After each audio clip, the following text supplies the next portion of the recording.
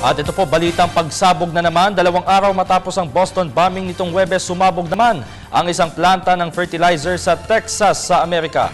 Mahigit 2,000 katao ang apektado sa insidente. Yan ang pinag-usapan sa report ng nagbabalik na si Dennis Cortez.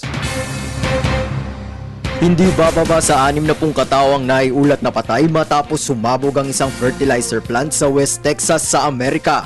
Kaagad na inilikas sa mga residente sa labas ng Waco, Texas, habang walang tigil ang operasyon ng otoridad at bombero, maapula lang ang apoy. Mahigit 2,000 residente ang apektado sa nasabing pagsabog.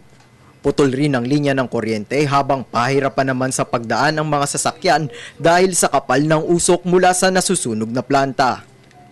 Ayon pa sa otoridad, hindi bababa sa 70 hanggang 100 bahay at business establishments ang nawasak. Gumuho rin ang isang nursing home malapit sa planta kung saan ilang residente ang pinaniniwala ang naipit sa gusali.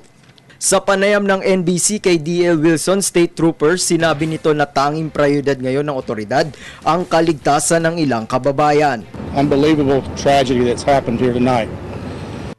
What we're looking at now, we've got the gas companies turning all the gas off to the areas that was where the explosion happened.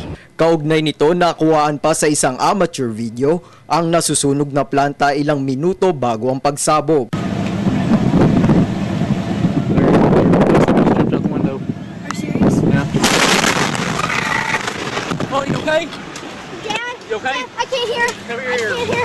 Samantala, nakikipag-ugnayan na ang Embahada ng Pilipinas sa Amerika upang alamin kung may mga Pilipino bang nadamay sa nasabing insidente. Para sa Telebisyon ng Bayan, Dennis Cortez.